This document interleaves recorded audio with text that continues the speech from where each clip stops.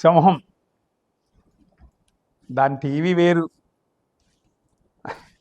అందుచేత అయితే ఈ సంవత్సరంలో వీళ్ళకి ఆదాయం 5 ఉంది, వ్యయం 5 ఉందండి, రాజపూజ్యం 7 ఉంది, అవమానం 7.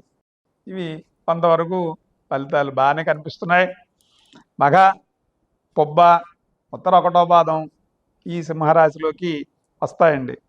అయితే సింహరాశి వాళ్ళకి జరిగేది ఏంటంటే, అష్టమంలో శని సంచారం ఈ సంవత్సరం అంతా కూడా కొనసాగుతోంది.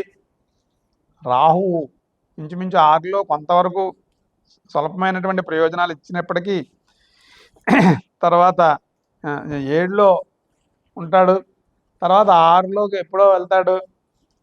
సో ఎప్పుడు డిసెంబర్ నెలలో ఎప్పుడో 6లోకి వెళ్తాడు. సో గురుడి యొక్క సంచారం కూడా జన్మ వ్యయాలు. లాభంలో ఉన్నప్పుడు బాగానే ఉంటుంది. లాభంలో ఎంతకాలం ఉంటాడు? జూన్ దాకానే ఉంటాడు. జూన్ 2వ తారీఖున మళ్ళీ గురుడు కర్కాటకంలోకి ప్రవేశిస్తాడు. సో అందుచేత అహంకారం ఉండకూడదండి. ఎవరైతే సింహరాశిలో ఉంటారో అహంకారం లేకుండా ఉండగలిగితే వారందరికీ కూడా విశేషమైనటువంటి ఫలితాలు పొందుతాయి. శారీరక శ్రమ చాలా అవసరం. ఆరోగ్యం కాపాడుకోవలసినటువంటి పరిస్థితి చాలా ఉంది.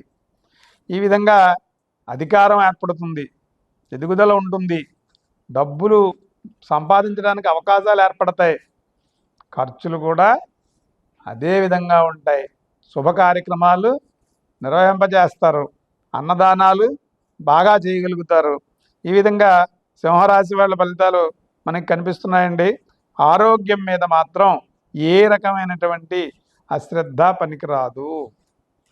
అశ్రద్ధ చేసినట్లయితే పాత సమస్యలే మళ్ళీ తిరిగి రావడానికి అవకాశం ఉన్నాయి.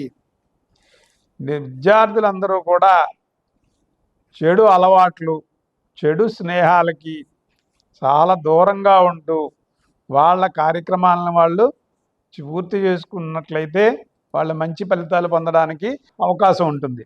ఎవరు చెడ్డవాడు, ఎవరు మంచివాడు అని గ్రహించుకొని విద్యార్థులు ముందుకు వెళ్ళవలసినటువంటి అవసరం ఈ సంవత్సరంలో ఉంది.